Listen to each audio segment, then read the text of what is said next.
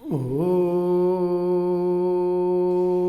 ಶ್ರೀ ಗುರು ಬಸವಲಿಂಗಾಯ ನಮಃ. ಈ ದಿನ ಶರಣರಾದಂಥ ಅರಿವಿನ ಮಾರಿ ತಂದೆಗಳ ಒಂದು ವಚನವನ್ನು ನಾವು ನೋಡೋಣ. ಕಲ್ಲು ಕಲ್ಲು ತಾಗಿದಲ್ಲಿ ಕಿಚ್ಚಿನ ಕಿಡಿಯಲ್ಲದೆ ಹೆಂಟೆ ಶಿಲೆ ಹೋರಿದಲ್ಲುಂಟೆ. ಕಲ್ಲು ಕಲ್ಲು ತಾಗಿದಲ್ಲಿ ಕಿಚ್ಚಿನ ಕಿಡಿಯಲ್ಲದೆ ಹೆಂಟೆ ಶಿಲೆ ಹೋರಿದೆಲ್ಲುಂಟೆ. ಅರಿದವನಲ್ಲಿ ಒಡಗೂಡುವ ಸುಖವಲ್ಲದೆ ಬರಿಯನಲ್ಲಿ ಅರಿವು ಹೀನನಲ್ಲಿ. ಅರಿವಿನ ಕುರುಹ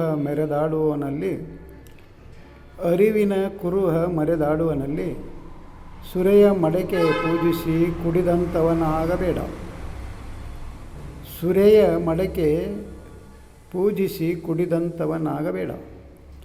ಬರಿಯ ವಾಚಾಸಿದ್ಧಿಯಲ್ಲಿ ಅರಿದಿಹೆನೆಂದು ಅವ ಕೊಟ್ಟರುವಿನ ಕುರುಹ ಮರೆಯಬೇಡ. ಆ ಮರೆಯಲ್ಲಿ ಬೆಳಗು ತೋರುತ್ತಿದೆ ಸದಾಶಿವಮೂರ್ತಿ ಲಿಂಗದಲ್ಲಿ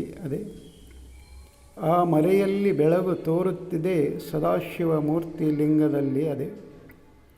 ಇಲ್ಲಿ ಶರಣರಾದಂಥ ಅರಿವಿನ ಮಾಚಿ ತಂದೆಗಳು ಇಲ್ಲಿ ಇಷ್ಟಲಿಂಗದ ಬಗ್ಗೆ ಇಲ್ಲಿ ಅವರು ಹೇಳ್ತಾ ಇದ್ದಾರೆ.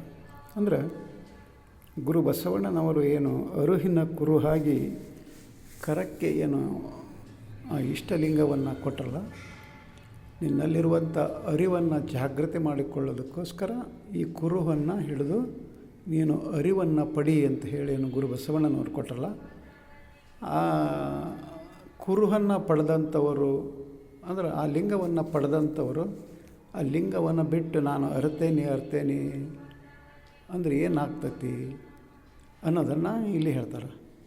ಅದೇ ಗುರು ಬಸವಣ್ಣನವರು ಕೊಡಮಾಡಿದಂಥ ಇಷ್ಟಲಿಂಗವನ್ನು ಧರಿಸಿಕೊಂಡು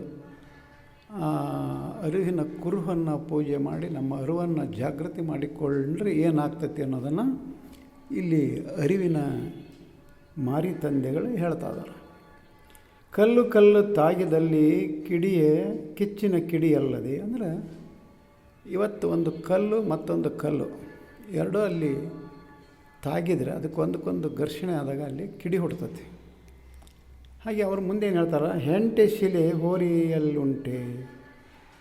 ಅಲ್ಲಿ ಕಲ್ಲು ತಾಗಿ ಅವಕ್ಕೆ ಒಂದಕ್ಕೊಂದು ಘರ್ಷಣೆ ಆದಾಗ ಅಲ್ಲಿ ಏನು ಕಿಡಿ ಹುಡ್ತತ್ತಲ್ಲ, ಅದೇ ಒಂದು ಮಣ್ಣಿನ ಹೆಂಟೆ ಮತ್ತು ಒಂದು ಕಲ್ಲು ಅಲ್ಲಿ ಘರ್ಷಣೆ ಆದರೆ ಅಲ್ಲಿ ಕಿಡಿ ಹುಡ್ತತ್ತನೋ ಅನ್ನೋದನ್ನು ಅವರು ಇಲ್ಲಿ ಪ್ರಶ್ನೆ ಮಾಡ್ತಾ ಇದ್ದಾರೆ.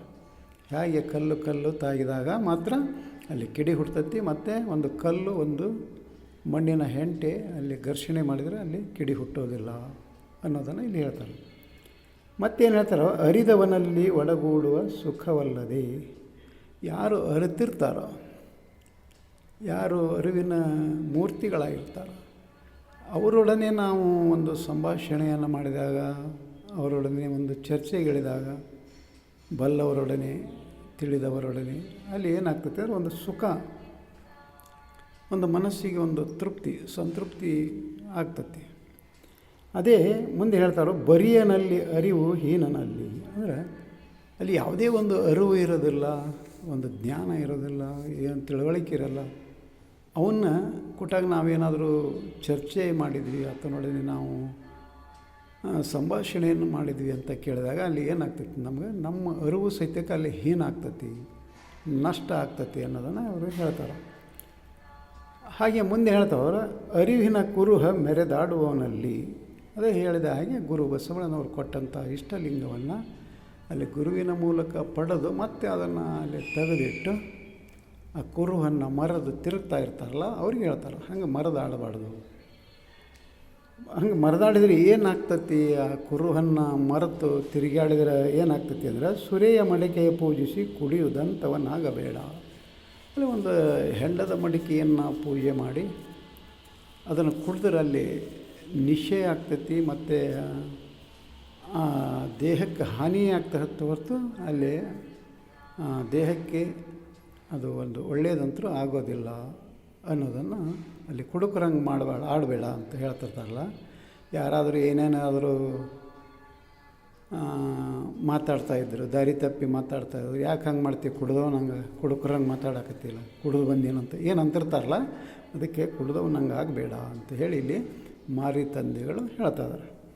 ಹಾಗೆ ಮುಂದೆ ಏನು ಹೇಳ್ತಾರೆ, ಬರಿಯ ವಾಚಾ ಸಿದ್ಧಿಯಲ್ಲಿ ಅರಿದಿಹೇನೆಂದು. ಕೇವಲ ಒಂದು ಮಾತನ್ನಲ್ಲಿ ಒಂದು ಚಮತ್ಕಾರಿಕವಾದ ಮಾತುಗಳನ್ನು ಆಡಿ ನಾನು ಅರ್ಥನಿ, ನಾ ತಿಳ್ಕೊಂಡನಿ ಅಂತ ಹೇಳಿ ಹೇಳಕ್ಕೆ ಹೋಗಬೇಡ ಅಂತ ಇಲ್ಲಿ ಮಾರಿ ತಂದೆಗಳು ಹೇಳ್ತಾರೆ. ಹಾಗೆ ಮುಂದೆ ಹೇಳ್ತಾರೆ, ಅವ ಕೊಟ್ಟ ಗುರುವಿನ ಕುರುಹ ಮರೆಯಬೇಡ.